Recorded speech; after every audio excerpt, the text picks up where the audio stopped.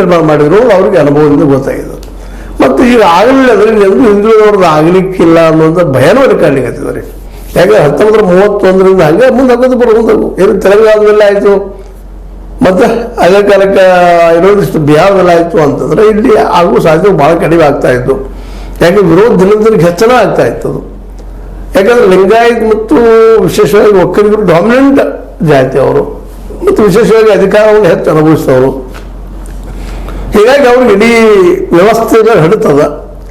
ಅದಕ್ಕೆ ಅವ್ರನ್ನ ಎದುರು ಹಾಕ್ಕೊಂಡು ಮಾತ್ರ ಮಾಡೋದು ಸರ್. ಈಗಾಗಲೇ ಕಾಂತರಾಜ್ ಮಾಡಿದ್ದೀವಿ, ಆಗಬೇಕಾಗಿತ್ತು. ರಾಹುಲ್ ಗಾಂಧಿ ಅವರು ಯಾವ ಕಾರಣಕ್ಕೂ ಒಟ್ಟು ನಾಟು ಬಂದರು ಅನ್ನೋದು ಅಸಮಾಧಾನ ಅವ್ರಲ್ಲ. ಅದ್ರ ನಾಯಕ ಏನು ಮಾಡಲಿಕ್ಕೆ ಬರೋದಿಲ್ಲ, ಪಾರ್ಟಿ ಹೆಡ್ ಒಟ್ಟು ಆಗ್ಯದ ಇವತ್ತು. ಅದನ್ನು ಈಗ ಮಾಡ್ಬೇಕು, ಮತ್ತೆ ಅಪಸ್ವರಗಳು ಶುರುವಾಗಿಬಿಟ್ಟಿದಾವೆ. 10 ವರ್ಷ ಹೆಂಗೆ ಮುಗಿದಿದ್ರಿ, ಇದು ಹೆಂಗೆ ಮುಗಿದಿದ್ರಿ, ಜಲ್ದಿ ಬ್ಯಾಡ್ರಿ, ಗಡಬಿಡಿ ಆಗ್ತದ್ರಿ, ಇವು ಎಲ್ಲ ಶುರುವಾಗಿದಾವ. ಆದರೂ ಈ ನಡುವೆ ಯಾರು ಏನೇ ಹೇಳಿದ್ರು ಕೇಳೋಗಿಲ್ಲಪ್ಪ. ನಮ್ಮ ಸರ್ಕಾರ ಬಿದ್ದರೆ ಬೀಳೋದಕ್ಕೆ ನಮ್ಮ ಮಾಡೋಣಂತ ಹಠಕ್ಕೆ ಬಿದ್ದು ಇವತ್ತು ಮಾಡ್ತಾ ಇದ್ದಾರೆ. ಅದು ಯಶಸ್ವಿ ಆಗಿದೆ ಅಂತ ಹೇಳುವಂಥದ್ದು. ಯಾಕಂದ್ರೆ ಎಷ್ಟು ಜನ ಅದನ್ನು ಕಲ್ಪನೆ ಬರಬೇಕಾಗಿದೆ. ಅದು ವಾಸ್ತವವಾಗಿ ಇವತ್ತು ರಿಸರ್ವೇಷನ್ ಕೊಡೋದಂತೆ ಅನಿವಾರ್ಯ ಇದೆ ಎಲ್ಲರಿಗೂ.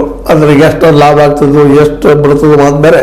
ಯಾಕಂದ್ರೆ ಅಟ್ಲೀಸ್ಟ್ ಅವ್ರು ಎಷ್ಟು ಜನಸಂಖ್ಯೆ ಅದ, ಆ ಜನಸಂಖ್ಯೆ ಆದ್ರೂ ಅವ್ರಿಗೆ ರಿಸರ್ವೇಷನ್ ತೊಗೊಳ್ರಿ ಅನ್ನುವಂಥದ್ದು ಇವತ್ತು ಭಾಳ ನೆಸರಿ ಅದ.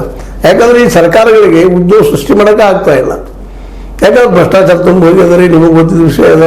ಮುಂದೆ ಇನ್ನೊಂದು ಉದ್ಯೋಗ ಸೃಷ್ಟಿ ಮಾಡುವಂತಹ ಒಂದು ಇಲಾಖೆಗಳು ಇಲ್ಲ ಅಂದ್ರೆ ನಡೀತದೆ. ಇವತ್ತು ಬ್ಯಾಂಕಿಂಗ್ ಸೆಕ್ಟರ್ ಇರ್ಬೋದು, ಮತ್ತೊಂದು ಸೆಕ್ಟರ್ ಇರ್ಬೋದು, ಯಾವುದೇ ಇಲಾಖೆ ತಗೊಳ್ರಿ, ಅಲ್ಲೇ ನೀವು ಉದ್ಯೋಗ ಸೃಷ್ಟಿ ಮಾಡೋಕ್ಕೆ ಸಾಧ್ಯ ಇಲ್ಲ. ಅಲ್ಲೆಲ್ಲ ಏನಪ್ಪ ಅಂದ್ರೆ ಬ್ಯಾಂಕಿಂಗ್ ಸೆಕ್ಟರ್ ಹೋಗ್ಲಿಕ್ಕೆ ನಾವು ಉದ್ಯೋಗ ಸೃಷ್ಟಿ ಮಾಡ್ತೀವಿ, ಇದೆಲ್ಲ ನಾವು ಕಂಪ್ಯೂಟರೈಸೇಷನ್ ಮಾಡಿಬಿಟ್ವಿ. ಹೀಗಾಗಿ 10 ಜನ ಮಾಡೋ ಕೆಲಸವನ್ನು ಈಗ ಒಂದೇ ಮಾಡ್ತಿರ್ತದೆ. ಹೀಗಾಗಿ ಅಲ್ಲೂ ಇಲ್ಲ ವರ್ಕ, ಬೇರೆ ಕಡೆನೂ ಇಲ್ಲ, ಫ್ಯಾಕ್ಟ್ರಿಗಳೆಲ್ಲ ಬಂದ್ ಆಗಿಬಿಟ್ಟಿದಾವ.